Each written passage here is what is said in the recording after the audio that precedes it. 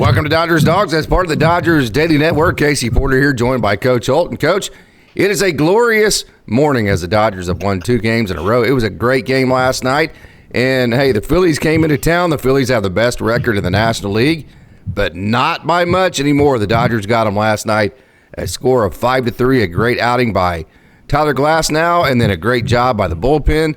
Some timely hitting, all in one inning, but it was a good night for the Dodgers. Yeah, playing against a very quality opponent. That Phillies team, as you mentioned, Case, best record in the league, and a great team. I mean, look at 1, 2, 3 for them, and on down the line. They're a great team in all aspects, and preview of something we'll see in the playoffs, hopefully down the line there and get to that situation. But it was a great game. Dodgers got behind down. I mean, Glasnow was throwing good. He struck out 4 out of the first 5, and then then they got 2 with 2 outs on him right there. I know he kind of ticked when he came off, but he ride the ship, did a great job from there on. Had a good outing against a very good team, and kind of took there, and the Dodgers chipped away. As you mentioned a little bit, got some timely hits, and then Ohtani only up by 1, and then Ohtani gets the solo late to give you a 2-run cushion, kind of makes things better. But looking through their case, we talked about all the strikeouts. Dodgers only struck out 5 times last night. Yeah. But their pitcher struck out 12 and walked 1. It's no secret, Joe. There's your secret to success in a lot of ways.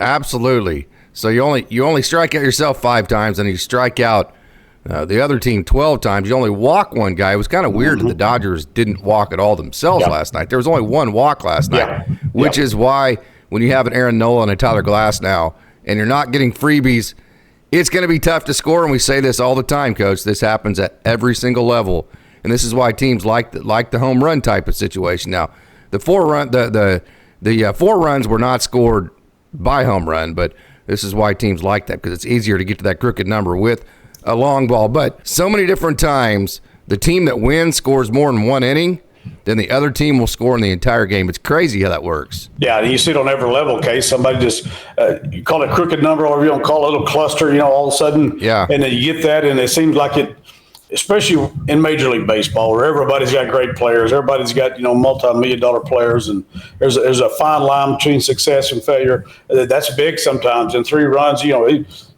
don't feel comfortable a lot of times in a high school ball with a 1 or 2 run lead, but in the big leagues, for the most part, because the bullpens and the arms that people are throwing out there nowadays, that's not a comfortable lead, but it feels pretty good, especially if you get up 2 runs.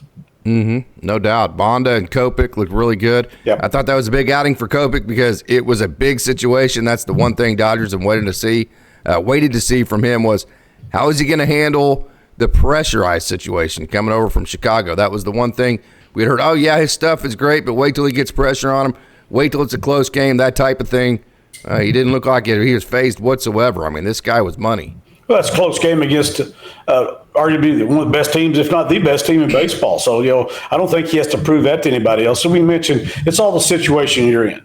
Just because he's in Chicago doesn't mean he's not a gamer. He just didn't have that opportunity. Now you're in the clubhouse surrounded by guys who have been in that situation, and they're going to lead him. He's going to run with it, and competitive athletes, they adjust, and they're going to cope, and they're going to adjust the situation.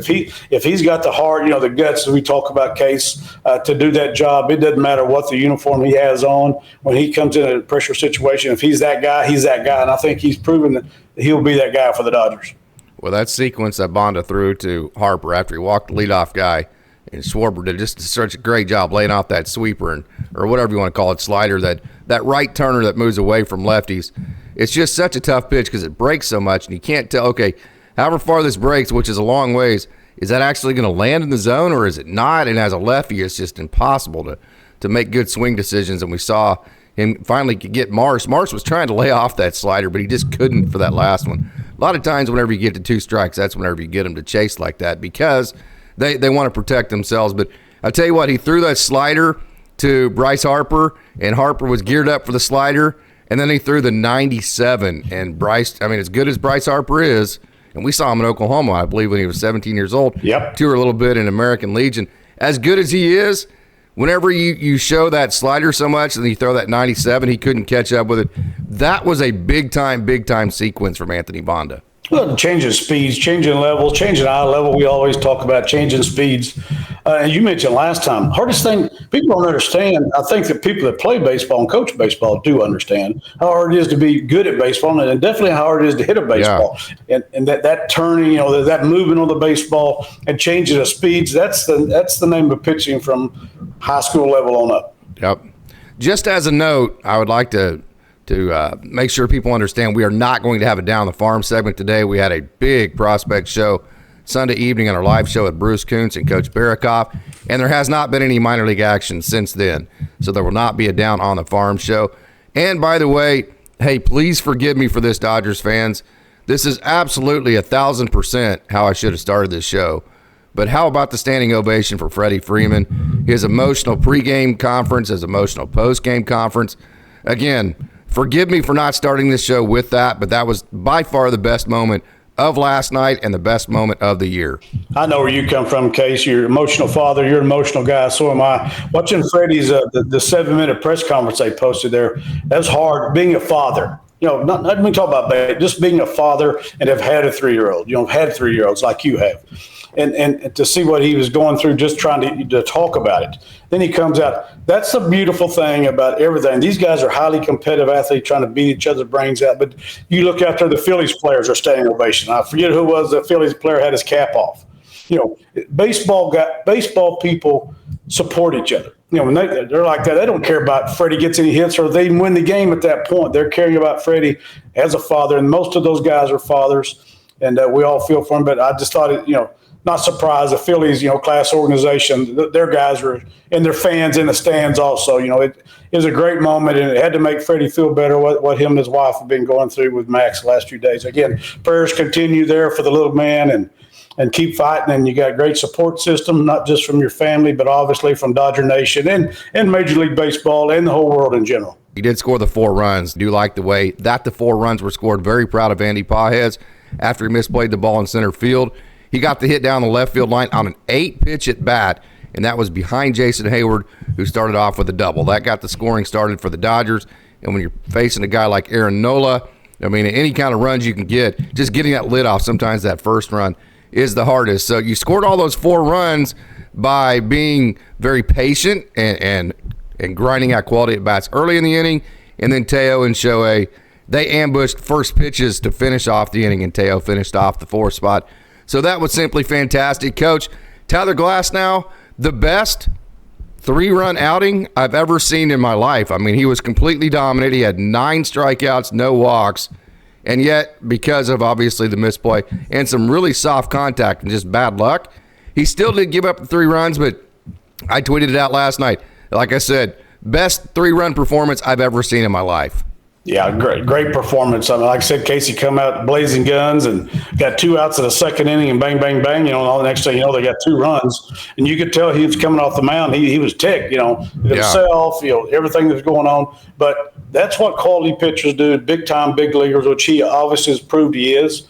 He just ride the ship from there. Had a little tough luck in a lot of areas, some things out of his control, but he never let it affect him. He just keeps coming. And guy's got a great mentality, got a great makeup. Just watch him. I don't know the guy, I never talked to him, but you can watch a guy on the mound, the way he handles himself when things aren't going his way. That was a great performance. Again, Case, we're not. He's going against a great lineup. And he's making quality pitches, and in some situations, early those first 2 innings, he was making them look stupid. The slider was dirty and on the hands of the lefties, and then boom, boom, boom, and it kind of shocked all of a sudden to give up 2 runs. We're like, man, he looks good. But then from that point on, righted it, and a great performance by Glasnow. If it was any less of a performance, whenever you're having that type of kind of frustratingly soft contact, you have a misplay. If it was any less of a performance, a team as good, an offense as good as the Phillies might have just caved you in right there and scored 5 or 6 runs and put the game away. And the fact that he was so good, he kept that. He went right back to being dominant. He didn't let any of that stuff affect him. No, that's great. That's what you look for in pitchers on any level. like I said last time we were talking, there's analytics, but there's also a feel for the game. Sure. We get, as managers and coaches, we get a feel by watching the pitcher. You can watch a pitcher, just makeup, how he handles a pitch that should have been a strike that wasn't, or he makes a great pitch, gets fouled off. Instead of woe is me, you see the woe is me guys, and that tends to end up bad for them. Then you see the guys, dadgummit, I'll get, they move on to the next pitch that quick. All right, I'm getting this one. I'm coming now. So, that's a great sign. Yeah, it absolutely is. Gavin Lux continues to rake. There is going to be some just incredible roster decisions to make here coming up. Yep. As you saw, the Brusdar Gratterall made his way back to L.A. yesterday. Then Michael Grove's going to be coming back. Eventually, Ryan Brazier. Mookie Betts is very, very close. Freddie Freeman already made his way back. And then we think Yoshinobu Yamamoto, who is having successful bullpens, will be back as well. So the roster crunch is real, Coach. It's going to be interesting, isn't it? As you just mentioned, tough decision to be made there. It'd have been a lot easier if Lux would continue to scramble down there around 180, but he's the best overall hitter on the team right now. He's up to 245, I think. Case went 2 for 3 last night, and he's coming around to where what we had envisioned and talked about before the season, him coming off a major knee injury, that he's been a good offensive player on the major league level. Not a great player yet, but he's been a good offensive player in his young career, and he's starting to come back and show that again. And the thing about it now, he's hitting up in the order. He's not hitting down the bottom of the order because of injuries. He's hitting 3-hole. I think he hit 5-hole last night. So now he's kind of hitting the meat of the order, and he's still having success. That's a great sign too. He's not hitting down 8, 9, and getting that type of stuff. Now he's in the meat of it, surrounded by hitters, and he's still performing. So that's a great sign for no matter where he ends up in the lineup. That's a great sign for the Dodgers that Gavin is coming on and playing so well. I have a tinfoil theory, Coach. Of course, I saw Gavin Lux come up all the way through the system, starting when I got to see him in Tulsa, and then obviously in Oklahoma City in 2019, it was so incredible. Kind of a streak like he's on now. The 2019 streak was even better than this because he was hitting seemingly a home run every night back then. But he's always been the dog, Coach, whether it be high school, whether it be through the Dodgers system, being the number one shortstop prospect coming out of 2019. He's always been the best player on his team. Then you go to a team to where you're like the 11th best player, and then you're the 9-hole, and then you're like, oh man, I'm just gonna kind of try to fit in, so that you're not the dog now. Does that make sense? Yeah. And now all of a sudden, Freddie Freeman, Max gets sick, and then Mookie Betts gets hurt, and Miguel Rojas gets hurt. All of a sudden, you find yourself the 3-hole again, and now they're asking you to be that dog again that you always have been.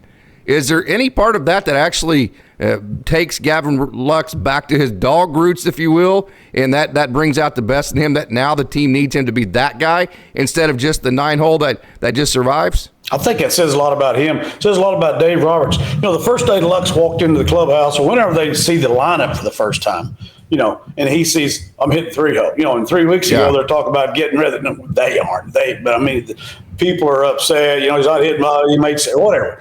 You walk into the 3-hole. Several things go through your mind. We need, like you just said, we need you to be a dog now. And not only that, but Dave Roberts thinks you're a dog. You're not hitting 3-hole. He'll have T. Oscar. He'll have a lot of people you're hitting 3-hole because right now you're our best hitters. In case 3-hole usually you're always your best hitter. As of that time in the situation of Dodger, he was the best hitter. So, yes, we need you, dog. We need you to be a dog. We need you to be a Dodger dog. We need you to be your dog. And like I said, that's the part that I love about it. Of course, I love Gavin Lux anyway, but that's the part I love about it is that he was asked to step up, and he's still performing. It's not like, well, he's hitting good at 8 or 9 hole, then they put him at 3-hole and he goes 0 for 12. Not happening. He's not doing that. So that's an awesome sign of the kids' makeup and going forward with the Dodgers. That's a great accomplishment for him, and it's a great moving forward for the ball club. Yeah, absolutely it is. Okay, let's get on to a little bit more of a negative note. And hey, you got to have the tough conversations if you're going to have a real show, right? AndyPages, we've been saying this for a long time, Coach. He's not played very much center field at all in his career. I know he misplayed the one, but then again, if you saw the little pop-up to Nick Ahmed, I mean, it was a pop-up to the shortstop, and AndyPages is retreating. And it's like, oh, he didn't see that one either. It's a different look from center field than it is right field. He's always been a right fielder. Of course, he lost the weight. It made him more mobile. And so, therefore, from a physical perspective, he can cover the ground that a center fielder needs to cover now. But that doesn't mean that he has the jumps, that doesn't mean he can do all the little things that center fielders are supposed to do. The Dodgers, in my opinion, I've been saying this for a long time. I put it out there for everybody that wants to see, and I've been doing it for a long time. They're trying to fit a square peg into a round hole with AndyPages. He needs to be in right field, and in my opinion, sometimes whenever you play, especially young kids, out of position defensively, I think that also bleeds into their offense because there's so much stress on them. I don't think there's any doubt about it, Case. I think you hit it right on the head. And somebody close to our heart is I'll go Jackson Holiday with the Orioles. And on your show, Tom, his granddad, made a great point, which I hadn't even thought about. Not only are you learning a new position from shortstop, you're learning a new position, you're learning it on the major league level. Yes. So Jackson, obviously, it affected everything because we know second base and shortstop are two totally different positions. And you just said it. Right field, center field, totally different positions. They are. And you're putting him in a stressful major league situation to learn a new position. So, no, you're absolutely correct. That's a tough situation to have a young player, and all of a sudden, that's great spring training, or send him to Oklahoma City and get some time there, and spring training, change positions. But in the middle of basically a pennant race where the Padres kind of breathe down your neck a little bit there at some point, and you're not totally out of the woods. Hey, we need you to learn a new position. I hadn't thought that far ahead. Tom Holliday, a lot smarter than I had, and he had the same thing. Even speaking about his grandson, it makes a lot of sense. A young player. Yeah, we need you to do this. And by the way, we're playing the Phillies tomorrow. They got dudes that are going to hit rods at you, over your head, at you, left, right. I mean, so that's not an ideal situation for him. But the Dodgers are trying to do what they got to do. Outman hasn't hit when he's up there. He plays pretty good center field. He hasn't hit, and like you said, there's going to be some big decisions made when Mookie gets back. Does he go to right field? He go to center field? Teoscar go to you don't know what's going to happen. Whenever we hope everybody gets healthy and get everybody back, there's going to be some tough decisions made. But I like to think the Dodgers have an answer for that. But it has to get better. Yes. Yeah, I think that screams Tommy Edman in center. Yep. If he can play just his league average or a little bit below league average offense, and then go to center field, and then put Mookie Betts back at shortstop. And then if Miguel Rojas doesn't get healthy, you still have Nick Ahmed. If Miguel Rojas does get healthy, I think that nixes Nick Ahmed. So there are, there's moving parts. I think I don't think there's any human being on the earth that could predict right now, including Andrew Freeman, Brandon Gomes, any of them.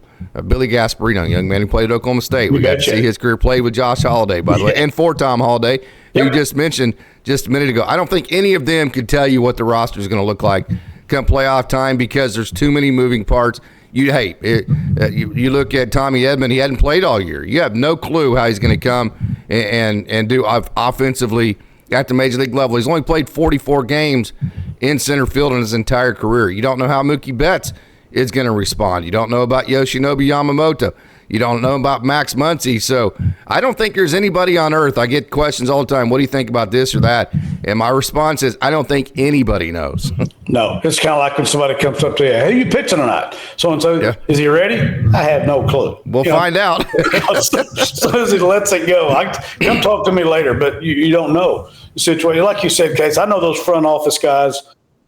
We love Billy, he's a former Cowboy, but all those front office guys, I know they get paid well. I don't know what they make. I don't have to know, but I know they get paid well. But good Lord, talking about earn your money. Dave's in the middle of it. He's in the daily process of putting the lineup together and scouting reports and all the analytics of trying to manufacture every day for the game. Dave, that's him and his staff. Those guys are, like you said, moving parts. Where are we at? Are we moving some guys up? How close is he? Those dudes are spinning every day. The player development guys, the general manager, all those guys, they're definitely earning their money. And honestly, I think they're doing a pretty good job because there's a lot of things out of their control. As you mentioned, the injuries, that's not Billy Gasparino or any of those guys' fault. Friedman's, Gomes, it's nobody's fault. Those things just happen. That's where you go to the next man up, if you want to say, or you just got to find, now what? Here we go again. We're back to the same old thing. Now what? Yeah. We got to find an answer, and here's where we're going to find the answer. We can't invent something. We can't all of a sudden pull, a rabbit out of a hat. We're going to have to find an issue or fix the problem right here in this. So, those guys have definitely earned their money, and we know Dave's earned his money the last 2 years of the injuries he's dealt with as a manager. If the Phillies are the bar of the National League, which they have been to this point, now they haven't been playing well in the last, I think probably close to a month. I haven't really studied their schedule, but if they are the bar of the National League, Coach, then that last night, what I saw with my own eyes on the field with both teams on the field, it's very encouraging because I would say right now, just looking at talent levels, I think right now the Dodgers are as talented as the Phillies, with a whole lot of pieces to add to that. So I think if you compare the Dodgers roster with Mookie Betts, if Max Muncy gets healthy, with Yoshinobu Yamamoto, with Tommy Edman, with these guys coming back, I think the Dodgers roster at that point is quite possibly substantially more talented than the Phillies. We saw, hey, we bellyache and whine about our Dodgers because we see them every day. Hey, the Phillies have the same holes. They have the same problems that we do. They have the same strikeout stuff in big situations. They have the same inconsistencies, all that kind of stuff. We just don't follow them every day. Right. So I was more, of course, the win was big, but just looking at it and evaluating who actually has the better players, that part of it really encouraged me. Well, we've touched on this before in previous shows. If you look at it and said the two best teams in the National League, the Braves might slip it up, but you're looking at the Dodgers and the Phillies. You look at the American League, probably the Orioles and the Yankees at one point.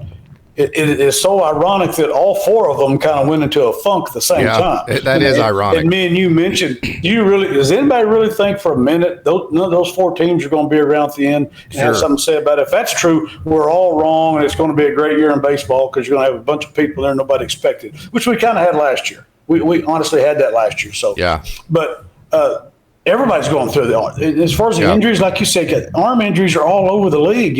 Again, that's a whole nother story, a whole nother show that we don't want to get into. But there's injuries all over the place, and it's odd as far as a lot of position players getting hurt because it's not like the old days. They go out and drink beer in off season and drive a beer truck and get fat and then come to spring training to melt it off. These guys stay in shape year round. I could see it back in the old days. Guys coming out of shape all the time. And they took them half a year to get in shape sometimes, if they ever did. Beer a couple of them. Beer, yes, beer and hot dogs. Doesn't seem to be it's good for me, but I'm not playing every day. I like beer and hot dogs. But anyway, big start tonight, in my opinion, for Clayton Kershaw. Hey, there is a narrative out there that we all love Clayton Kershaw. I said it the other day. I think you can do both. I think you can love Clayton Kershaw, appreciate everything that he's done in his Hall of Fame career for the Dodgers, and almost, just be in a situation to where he's like one of your favorite Dodger players of all time. He's held on this Mount Rushmore in your own mind of Dodgers baseball or just baseball in general. I think you can do that. Then also think, well, I'm not exactly sure that he's our best option at this point. And I want to win a World Series, and I want the Dodgers to put the best pitcher out there. And if that's not Clayton Kershaw, that's not Clayton Kershaw. I think you can do both. What do you think? I agree with you. It's a huge start for him tonight because of the last one. He's coming off injury anyway. Because of the last one, there's all those question marks out there. The fans, how we are. We got them all the time. But I'm just saying, there's question marks. Hey, and by the way, we need a good start out of you. But you're also facing the Phillies. You know what I mean? Yeah. He could make good pitches tonight and still get hit because they're that good. So they'll look at they're obviously going to look at the finished product, not.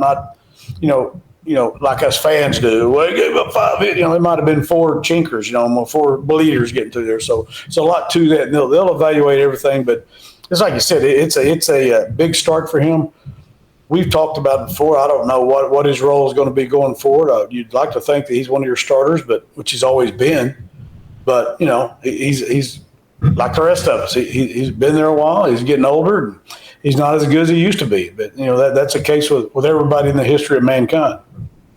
I think everybody on earth is very interested to see how Clayton Kershaw, I think most Dodgers fans who have come to love and adore him the way that we all have, I think we're all betting on him. But there is that little bit in the back of your mind like, man, Robo's pretty good. Ryan's pretty good. I mean, we're pretty darn good right now. So I think there's a little bit of both, and I think that's okay. If you're a Dodgers fan and you're fighting those conflicting thoughts, I'm just saying I think that's okay. I think it's natural because we love Clayton Kershaw, but, hey, as much as we love Clayton Kershaw, we love the Dodgers more. It just has to be that way. Well, it's like early on, the struggles with Lux and Chris Taylor and Kiki. we love those dudes, man. They're Dodgers. Yeah, I love their makeup. You can't, you love those guys on your ball club. And Gavin has shown has come back around, but it's the same thing. We're not ready to throw them away, but it's still a race. It's still a competitive athletics, and a lot of money and for players and organizations. There's a lot at stake, and so we're not speaking. Like I said, love the dude. And you just got to see what role moving forward, and you have some concerns, just like we did with those other guys we was talking about offensively at the bottom of the order. Which is still going to be some issues down there too. Yep. I think. Good thing about it is, just like Gavin Lux, the Dodgers gave him plenty of time. The ball is in Clayton Kershaw's court. If he wants to go out and be a playoff starter and be a huge part of the next World Championship, go out and get his 3,000th strikeout, that ball is in his court. All he's got to do is go take the ball and be the Clayton Kershaw that we all know and that we all love. So, hey, Coach, it's been a great show today. Again, we're not going to have it down the farm because we had a big prospect coverage show on Sunday night with Bruce Kuntz. Go and check that out. And so, hey, any final thoughts before we move on? It's great. We love these series with the quality organizations, teams. It's great to have the Phillies in town and the Dodgers. Looks like there's help coming on the horizon as far as getting some guys healthy. It's exciting right now. Even when we lost 2 out of 3 and we're losing some series, which we did several series right there, but you're still not ready. We know where we are. We're still in first place in the division. We know when it comes down to it, we get people back, we got a chance. We're going to have just as big a chance anyone making a run. So, it's exciting to have the Phillies in town, and go Dodgers. All right, Coach, I love you. It's great to see your face this morning. And so thank you so much for joining. And until next time, I want to thank everybody for tuning in and remind you that it's a great day to be a Dodger.